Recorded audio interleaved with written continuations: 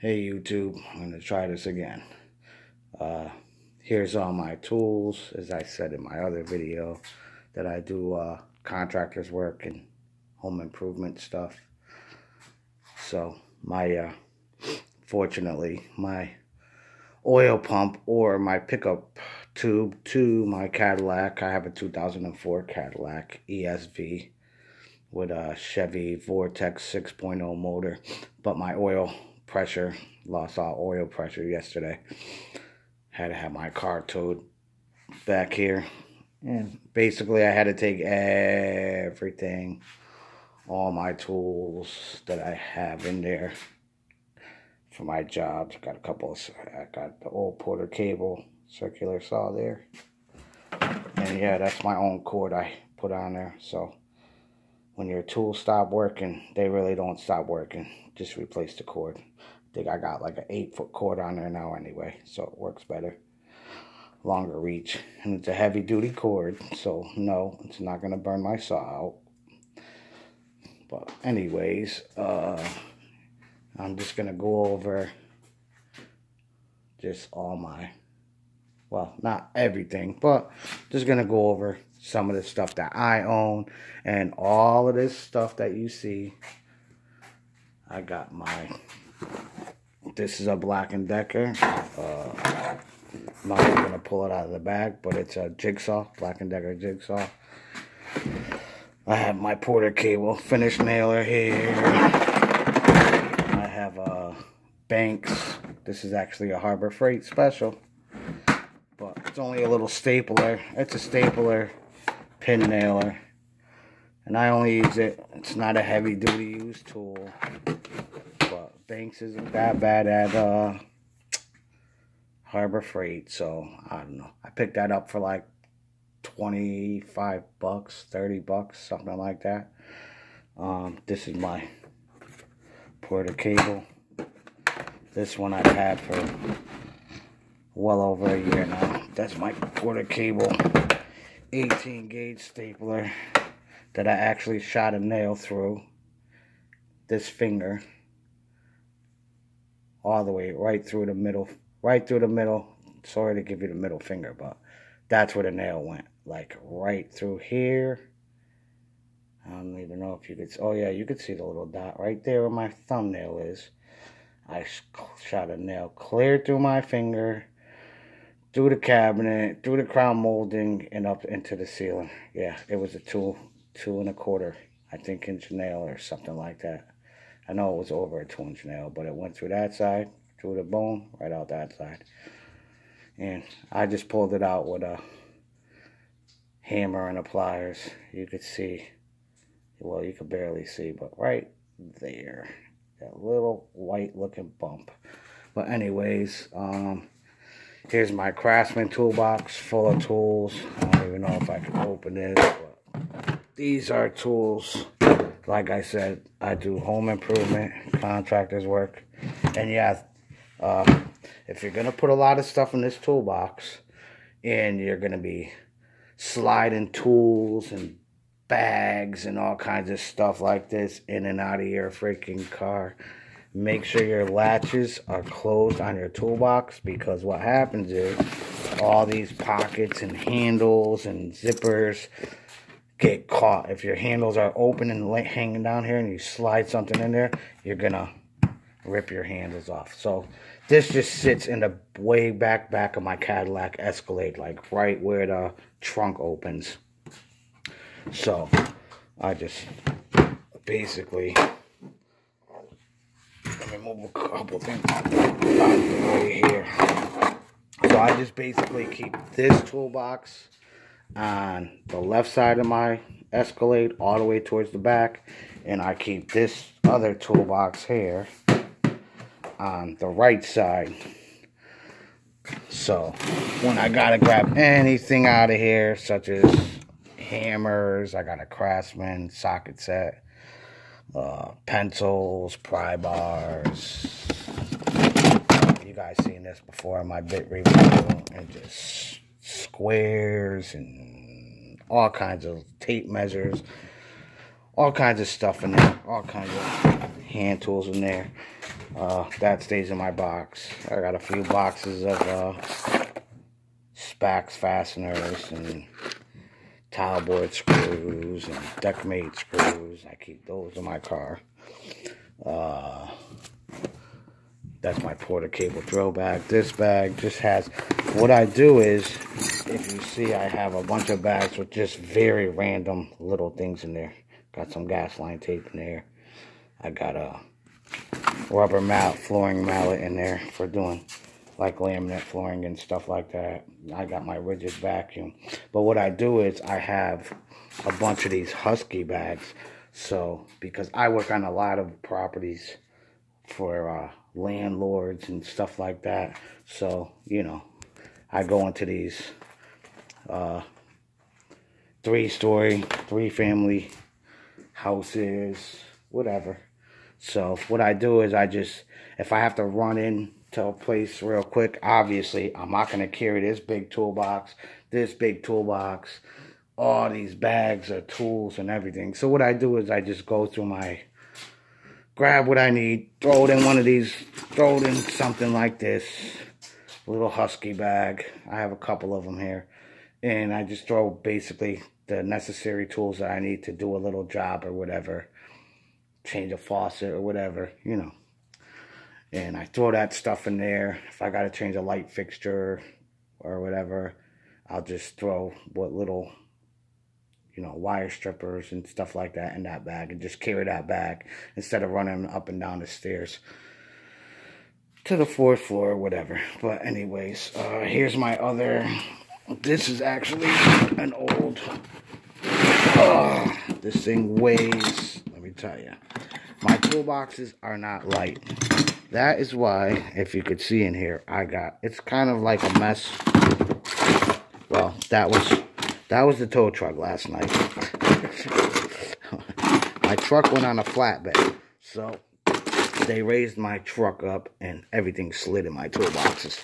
But I just have all kinds of random stuff in here. Some cobalt pliers, extra razor blades. I have cheap old pipe cutter. My safety glasses, like a cabinet knob, scissors, flashlight, cheap Black & Decker laser level, but it's pretty accurate. All kinds of bolts and screws in there. Pocket knife. Another cobalt ratcheting screwdriver. This used to have a long extension in it. If you could hear that, there's bits in the end. But this used to have a long flex extension in it. Like the Craftsman one I showed in my other video. I think I showed the Craftsman one. So I just had I don't know what happened to the flex thing. But, and this is a part here. This is actually, I have a PEX tool. Because I do, like I tell everybody, I'm not a guy that does reviews and stuff like that. And I do multiple trades. So this is actually a PEX tool for doing plumbing. Because yes, I do plumbing. Obviously, I have pipe cutters. I have flux in here and all kinds of stuff. And here's my drain tool. Well, it's actually, this is a rigid basin drains. You take drains out with that side. You could take the caps off the faucet for doing faucets.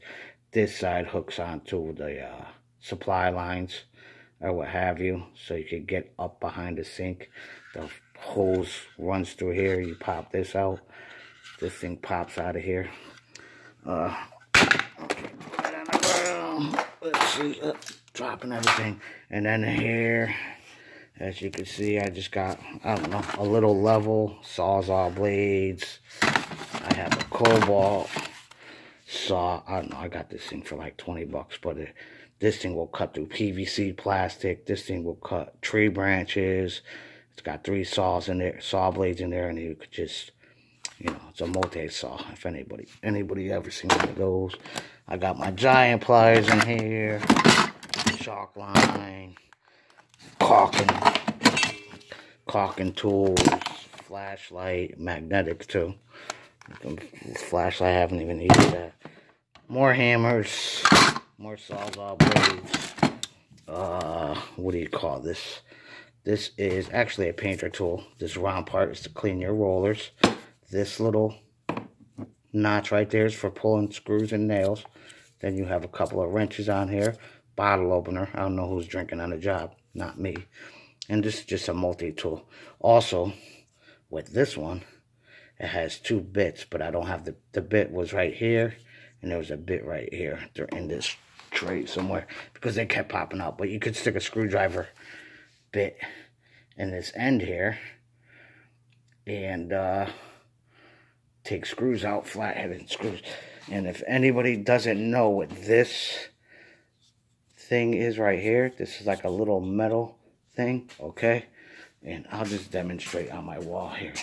Okay, so if you're doing sheetrock, okay, here we go. For instance, if you're doing sheetrock or something, and you have a little tear in the paper, you take that tear off, you take this end of the tool, and you just press it and spin it like that, okay? Now, you just clean it up. You make sure, push all that paper in there, like this, okay? Now, you see how clean that, see how the hole, where is it? What the heck is that hole? Oh, okay, here it goes. Now, when you compound this, and you go to sand it, it's not going to make a little bump in the wall, because now you indented that. Same thing with screws. If you overscrew a screw on drywall or something, just take the end of your metal end of your knife, give it a little spin, push, pressure, spin. Any little dents in the sheetrock, push them in. Then you take this end, put your compound it this way, compound it this way. Good to go. Alright, what else do I have in here? I got some nice big Milwaukee tin snips. Tin snips, and I use these for trimming aluminum, flashing, drip edge, what have you, for doing roofs. I actually, these things are great. I've cut shingles with these. That's why I like them, because as you could see, these things are nice and long. So when you got to do your starters or your steps on your shingles, you could use these, and you get a nice long, 2 or 3 snips, and you're through the whole shingle. So these are awesome. These things are probably about, I don't know, 5 or 6 years old. But another thing I do when I'm doing shingles is I'll take something like, I'll give you guys a big tip. If you want to cut all your starters perfect on your shingles, okay, you get an old blade. I mean, and you could cut, like, depending on what kind of shingles you do, most people cut them, you know, you got to cut your 8s, your 16s, your 32s, and then you got a full shingle, your steps, okay? Those are your starters, you start with. You put a full shingle, 32, 18, and an 8-inch, or 16, yeah. 8, 16, 32, and a full shingle. But what you do is you take an old blade like this. That's why I save all these. These blades won't cut wood or nothing, but siding, guys, you know, you put that backwards on your saw, you cut siding all day. You know what I mean? Put that backwards on your saw, you could cut some metal with it. But what you could actually do with the blades is you could take them, put them on backwards. Now, instead of having a guy on your job over there cutting with shears like I just showed you, cutting shingles all day with this, you take about, you count how many rows you got to do of your 8s, your 16s, your 32s, okay? You count those. You put it on a circular saw. Put those shingles on a circular saw blade, okay? I mean on a circular saw, rather. I don't know what I'm talking about. I'm trying to rush here. But you put them on a circular saw. Basically, you get the message. And then you just cut off, throw a bunch of shingles up there, and you cut. Hold on, I got a phone call now.